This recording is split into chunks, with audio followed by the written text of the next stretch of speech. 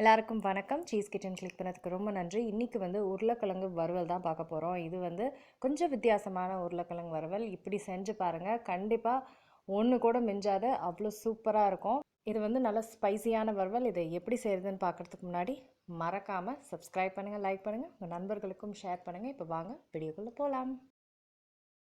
இந்த மாதிரி உருளைக்கிழங்கு கட் பண்ணிடணும். கட் பண்ணிட்ட அப்புறம் மசாலா பவுடர் போட்டுக்கணும். காரப்பொடி முதல்ல போட்டுக்கிறேன், மஞ்சப்பொடி. இந்த மாதிரி மசாலா போட்டுட்டு மிக்ஸ் பண்ணிவிட்டு அதுக்கப்புறம் எண்ணெயில் போடும்போது நல்லா ஈவனாக மிக்ஸ் ஆகிருக்கும். பெப்பர் பவுடர், கொரியாண்டர் பவுடர், கொஞ்சோண்டு கரம் மசாலா. ஆக்சுவலாக செமையாக இருக்கும் கரம் மசாலா சேர்த்தா.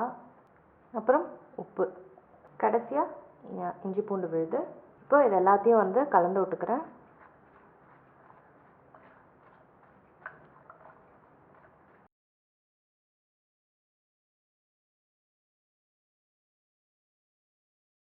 இப்போ எல்லாத்தையும் கலந்துட்டு இப்போ செய்ய ஆரம்பிச்சிடலாம். கடாயில் எண்ணெய் போட்டுக்கிறேன்.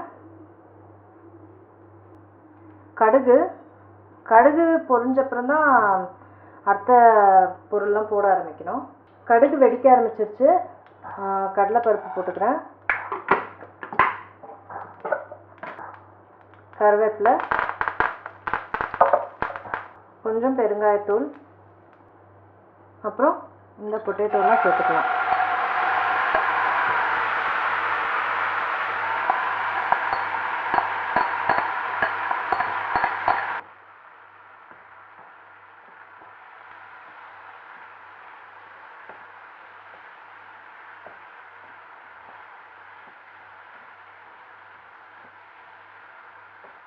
இப்போ இது இருக்கிற எண்ணெயிலே குக் ஆகணும்.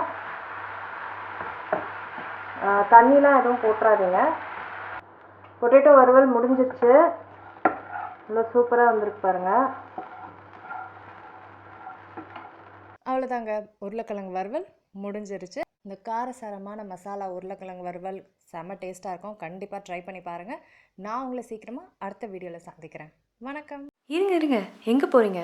இந்த 2 வீடியோஸும் கண்டிப்பாக உங்களுக்கு பிடிக்கும். கிளிக் பண்ணி பாருங்கள்.